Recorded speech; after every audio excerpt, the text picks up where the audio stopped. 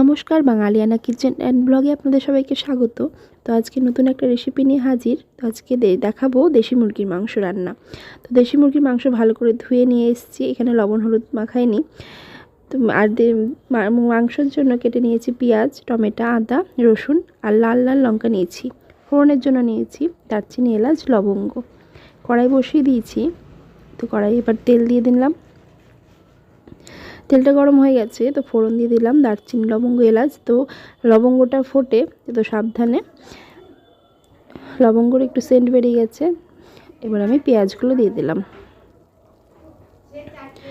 তো পেঁয়াজেও লবণ দেব না, মানে দেশি মুরগির মাংস লবণ দিলে জল ছেড়ে দেয়, সেই জন্য আমি পেঁয়াজেও লবণ দিলাম না, মাংসতেও লবণ দিইনি। তো লবণ যেহেতু দিইনি, তো পেঁয়াজগুলো পুড়ে যাবে, সেই জন্য আমি টমেটোগুলো দিয়ে নিচ্ছি যাতে পেঁয়াজটা না পুড়ে।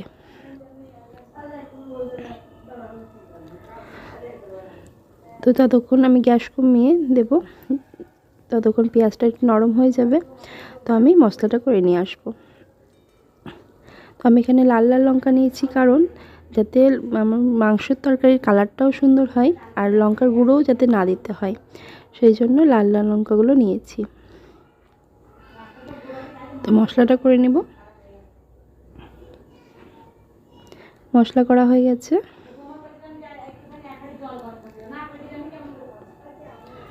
তো এদিকে পেঁয়াজ, টমেটো সব হয়ে গেছে এগুলো। এবার আমি মশলাটা দিয়ে দেব।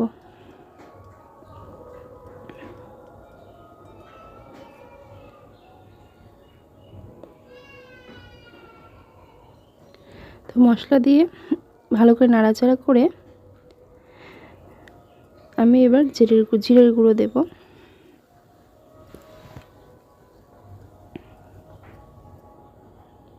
তো জিরের গুঁড়ো দিয়ে দিচ্ছি, হলুদ দিয়ে নিলাম,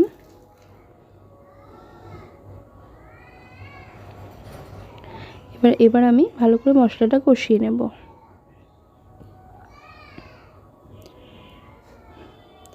আপনারা এভাবে দেশি মুরগির মাংস রান্না করবেন বাড়িতে, আশা করি আপনাদের সবার ভালো লাগবে।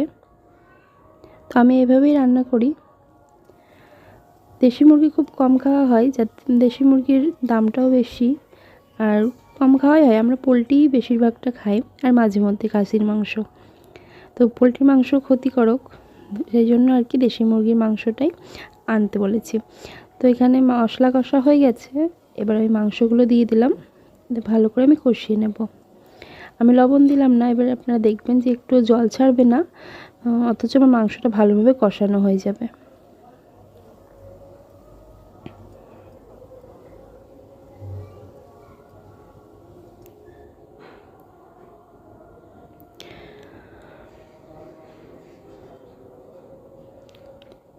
তো এইভাবে মাংস আমি কষিয়ে নিচ্ছি।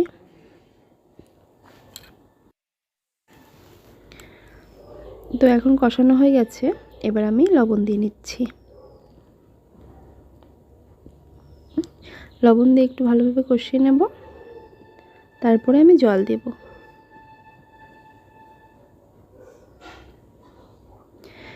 দেশি মুরগির মাংসের পিসগুলো একটু ছোট ছোটই হয়, মানে পোলট্রির যেমন পিসগুলো বড় বড় হয় বা মাংস বেশি থাকে, তা হাড় থাকে দেশি মুরগির মাংসতে।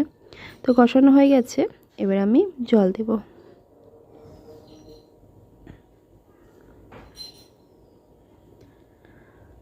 তো মশলার বাটি ধুয়েই আমি জল দিলাম, মশলা করেছিলাম ওই বাটিটাতে করে জল দিলাম। তো ফুটে গেলে আমি এবার ঢাকা দিয়ে দেব।